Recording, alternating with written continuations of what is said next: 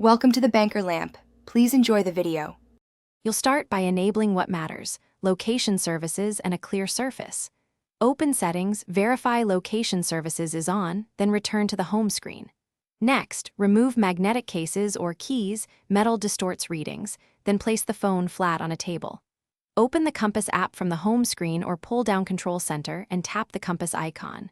Once done, allow the app to request location access, grant while using, so the compass reads accurately as you proceed. Now focus on calibration and interpreting the display. If prompted, move the phone in a slow figure eight until the calibration circle completes.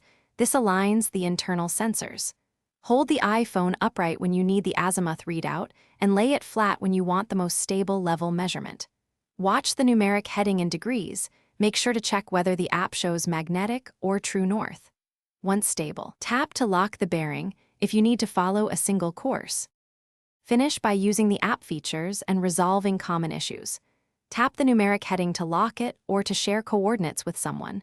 Swipe to see your current latitude and longitude for navigation.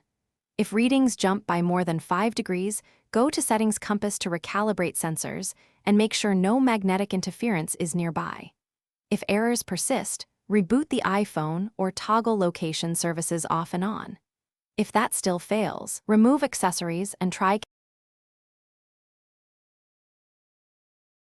Thanks for watching. If this was helpful, leave a like and consider subscribing. See you next time.